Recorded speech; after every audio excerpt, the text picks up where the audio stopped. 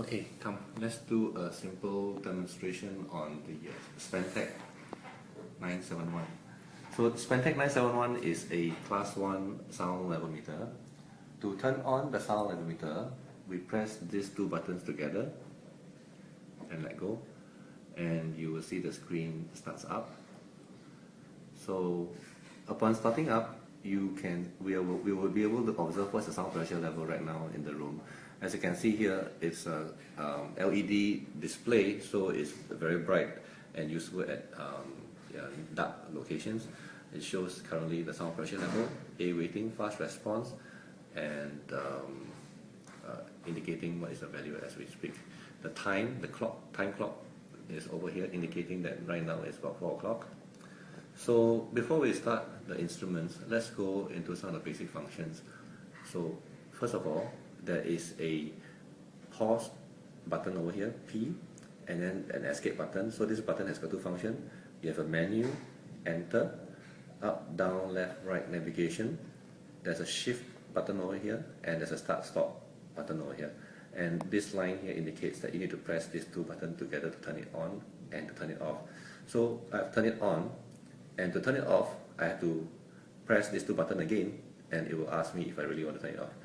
Right now, you notice that the display has gone dim, because to save power, we can set a dim timer for 1 minute or longer. It's up to us. So when the display goes dim, even in dark places, we can still see it. To activate the display again, I would have to press any one of the buttons. Say for example, I press this button and it brightens up the display again. So the first time when I press it, it doesn't actually do anything, just to activate the display. Now, before we start any recording, of course now the instruments is showing the sound pressure level. Before we do any kind of recording, if you would allow me, I will show you how to do what is inside the menu. So to go into the menu, because the menu is in red, so shift, which is in red, and press the menu button, and immediately we come over to these various functions. Like we have functions, measurements, display files, and so on and so forth. Now, what is inside function?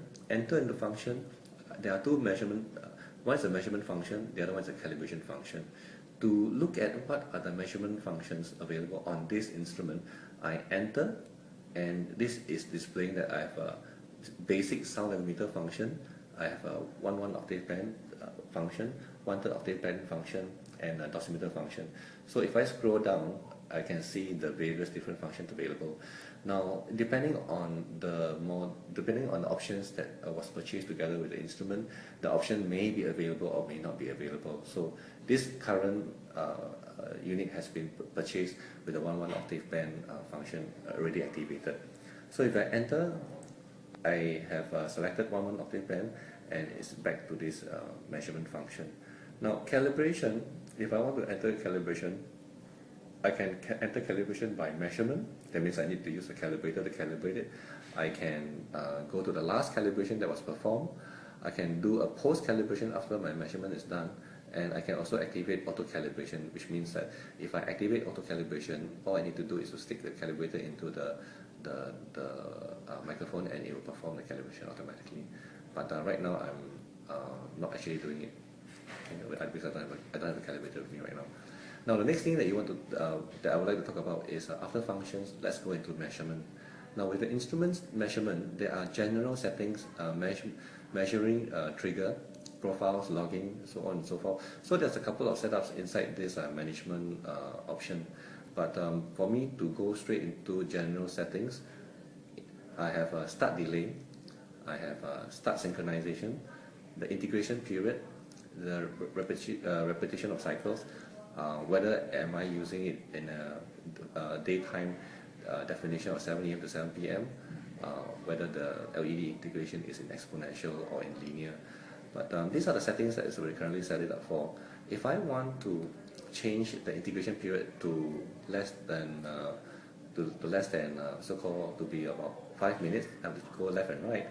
And once I've had it selected, press enter, and I have selected the setup.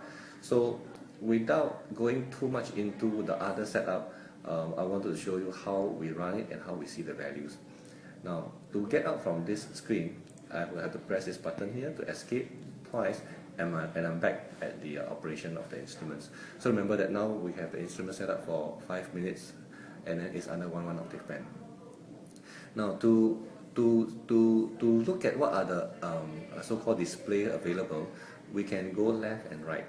Say if I go left and right, oopsie, it's up and down, sorry. Go up and down. So go up and down. I can go up and see this is one screen, second screen, third screen, fourth screen, fifth screen, and sixth screen. So I come back to this screen. So it's a cycle. Whether I go up or I come down, I can cycle it through. Now going left and right here currently doesn't show us anything because I actually haven't started the run yet. Now if I am ready to start a recording, currently you notice that there's a square on top, which means that the instrument is in a stop mode. Now to start the instruments, I will have to press obviously the start button over here. So pressing the start button, you will notice that there's a delay of 1 second, and the triangle turns into the square turns into a triangle, and I have it under LEQ, A waiting, fast response, and the file number currently is L503, which means that this is a file number 503. There has been that many reading that we have done so far. Now profile 1 and the timer is started for 21 seconds, 22 seconds, and so on and so forth. Now if I go left and right now, I can see the different setups or the different functions. I have LEQ functions.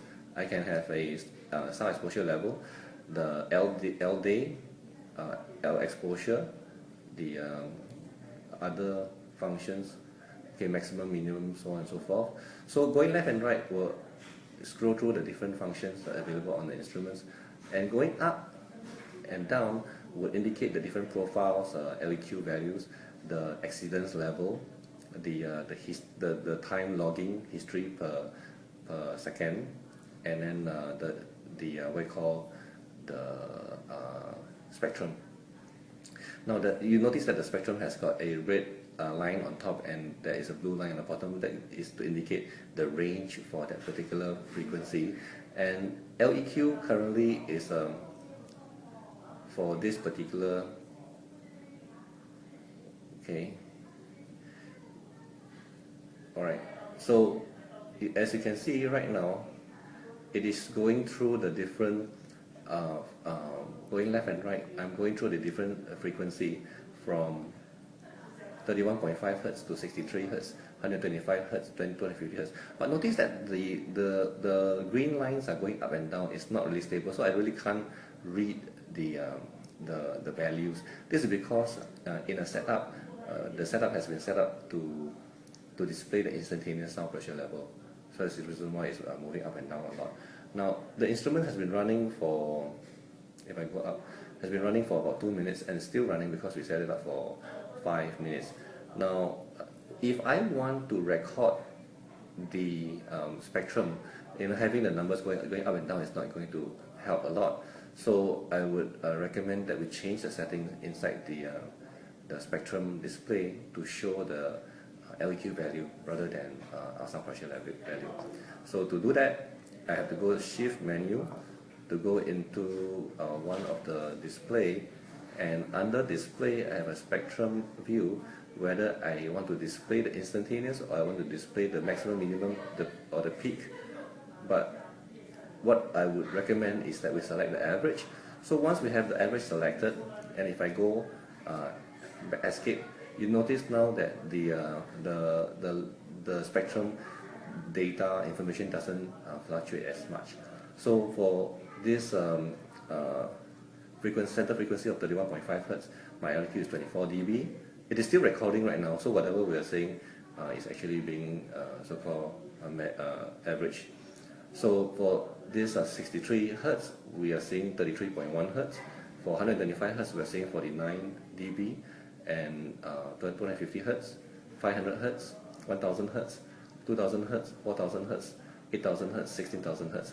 Now, once I go past the green lines and getting into the orange line, this is showing the total for A rating is 63, C rating is 69, and 0 rating is 73.3.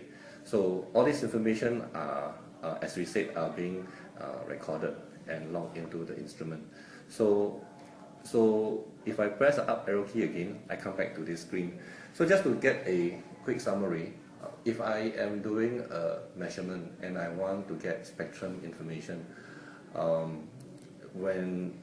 I've turned it on, I would run it, and then running it, we will get to this screen whereby it indicates to you the LEQ values and the time that it's been running for. Currently it's about 4 minutes. And if you press the up arrow key, you're going to look at the different functions that is available on the instruments, right? So going up arrow key or down arrow key, you will be able to look at the spectrum data. So when you're at the spectrum screen, you need to go left and right to select the frequency that you want to record, and I would maybe recommend that you write it down, even though the instruments has the data stored.